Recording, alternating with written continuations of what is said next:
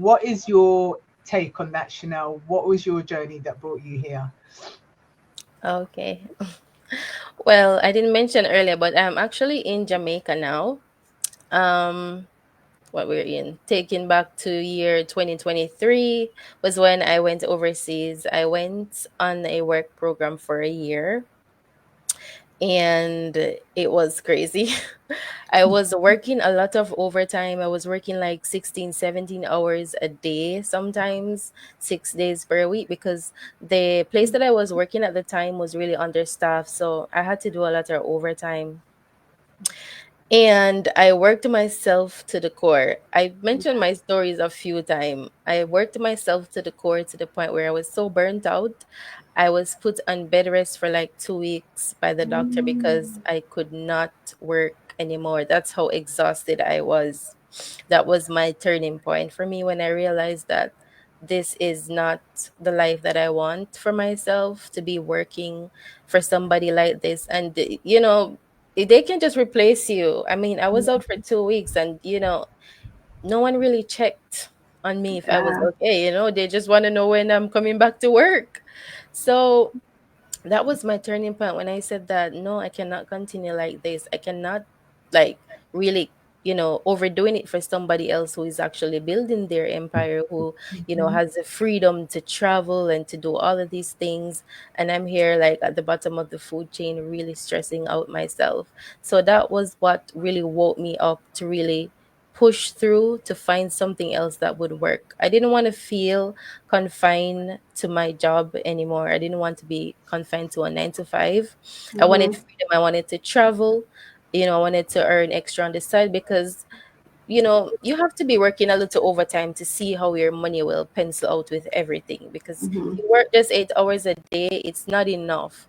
So you just have to try and push through to get a couple hours in to see how best you can, manage your expense.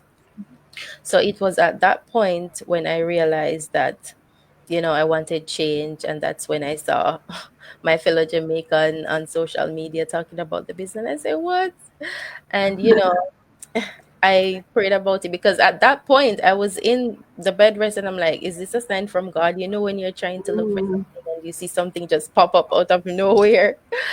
And so that was really what woke me up, to be, trying something new in the online space so far. And it has been an amazing journey.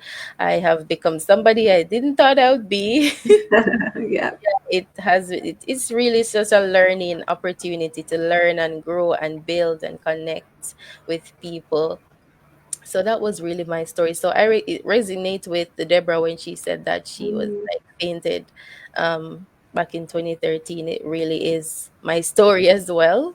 You just working, working, working. Yeah, so that's pretty much my little story. And all those people were out there were in the same position, working, working overtime, no time for yourself. It was at a point where I didn't have time for self-care either. My Mm. laundry was piling up. I couldn't find time to grocery shop. I couldn't find time to even do my hair or even clean the house. Like, can you imagine? That is so crazy. No, just time Mhm. for work and sleep and nothing, no time for yourself. So it was one of those reasons that I have to change and I have to push through and, find something better out there. All right. You know, I never knew that about you, Chanel. I never knew your story up until now, and yeah, it's quite similar, isn't it? That burnt out. Yeah. But a lot of people, they have that burnt out. They have that burnout, and some of them don't actually recover. So Yeah. we're fortunate to have that burnout and realize actually no, this is not what we want from life. Let's change it. So we Yeah. had that opportunity to change it. So Yeah. thank you for sharing that story. Of course. Mm. You're So so right. And people, the sad thing is, even some people who have, who how I don't want to say survive, that's not the right word, but some people who experience burnout, they actually still function through it doing the same vicious cycle. mm, And a lot of the time, it's because they feel that there is no other option.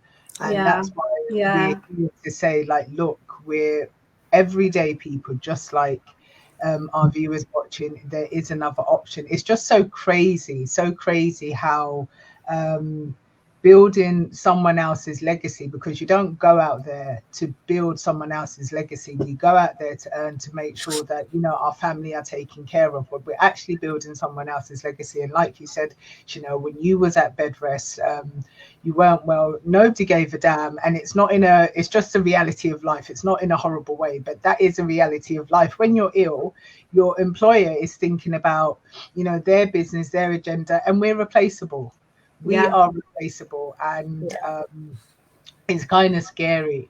I mean, I'm sure that there's things that you can resonate with, and you've got a different also journey, Lisa. Would you like to share with the viewers?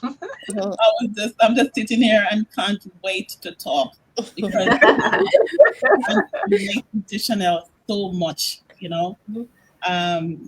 Yes, I came from Jamaica. I have gone through a lot, you know, coming here, not realizing what I would have gone through, you know, growing up in Jamaica, going to high school or getting certain qualifications. You think, oh, this is the type of job that you'd get.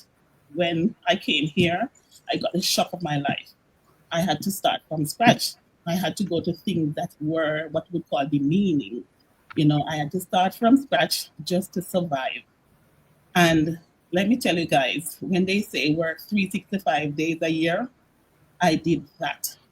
I did that. I don't know how I survived, but I did it and managed to send myself to school and to become the nurse I am today. Becoming that nurse, my story didn't just stop there.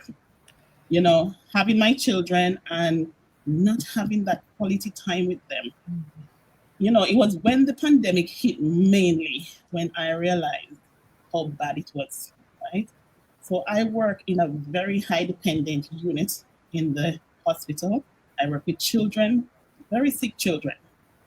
And, you know, at one point I remembered through the pandemic, I was looking after these children. I was so burnt out. My kids were at home, both myself and my two boys. You know, we are asthmatic patients. And, you know, during that time, it was on my brain, I don't want to send my kids out there. Even though I'm a key worker, I was allowed to send my kids to school. However, I was thinking about my kids' health. I was thinking about myself. I was thinking about the kids that I'm caring for and transferring this virus as well, which led me to, you know, to keep my kids at home. So I worked predominantly night shift at that